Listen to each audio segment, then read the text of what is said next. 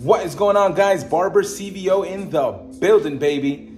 We're here with the 2022 Street Glide Standard. I'm doing a product review on this install I just did from Advanblack. Thank you, Advanblack, for sponsoring the channel, and also for sending me these 3 parts right here. I'm gonna list the link right here so you guys can check it out and you guys can purchase it. It's a very nice simple touch to the bike, and it looks really cool. I like the way it looks. They're like screw-on points. I'm gonna put the name right here so you guys can check it out, the name. Really, really nice. So these are from Advanblack Windshield spike bolts. Very, very nice. Nice touch to it. Let me see if I can get a nice zoom to it.